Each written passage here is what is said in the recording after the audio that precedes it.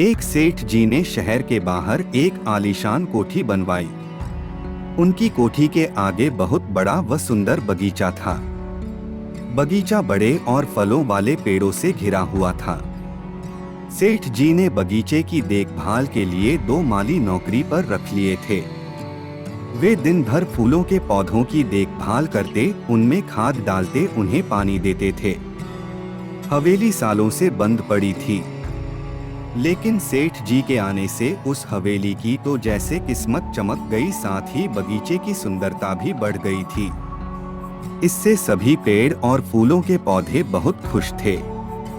अपनी सुंदर पर बहुत घमंड में रहते थे। उन्हें देखकर सभी उनकी तारीफ करते थे।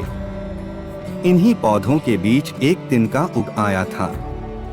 जब वह तिनका थोड़ा सा बड़ा हुआ तो उसे वहां के पौधे और पेड़ चिढ़ाने लगे।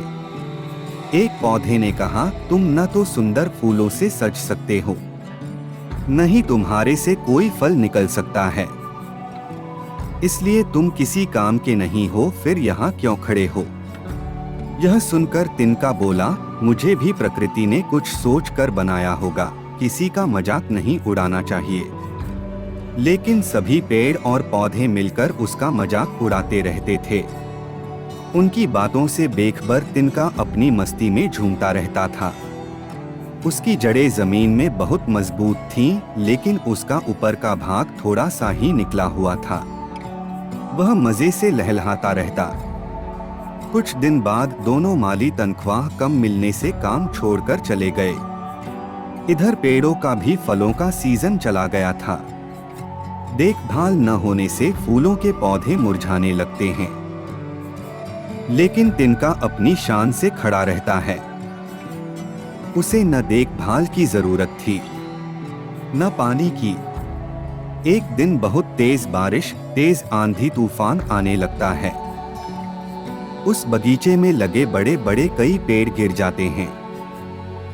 इसी तरह फूलों के पौधे अधिक पानी की मार सहन नहीं कर पाते और झुक जाते हैं। झुके हुए पौधों पर जब तेज पानी पड़ता है तो कई की डालियां टूट जाती हैं। रात भर यही सिलसिला चलता रहता है। सुबह जब आंधी तूफान रुकता है तो सभी अपने हालात पर रो रहे थे। तभी एक गिरे हुए पेड़ ने कहा, देखो, हम अपनी अकड़ में जिस जिनके का मजाक उड़ाते थे वो तो पहले की तरह खड़ा लहलहा रहा है, क्योंकि वह ऊपर कम है और उसकी जड़ें अंदर तक हैं। दूसरे पौधे भी बहुत शर्मिंदा हुए। उन्होंने तिनके से माफी मांगी। यह सुनकर तिनका बोला, कभी किसी को छोटा नहीं समझना चाहिए। शायद भगवान ने तुम्हें दंड दिया है।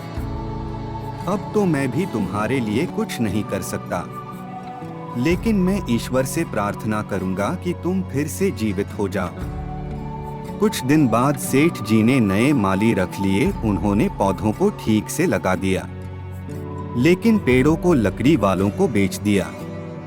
वे उन्हें काट कर ले गए। यह देखकर तिनके को बहुत दुख हुआ, लेकिन इस सब में उस छोटे से तिनके पर न तो सेठ जी का ध्यान गया, न माली का। तिनका अपनी मस्ती में लहलहा रहा था।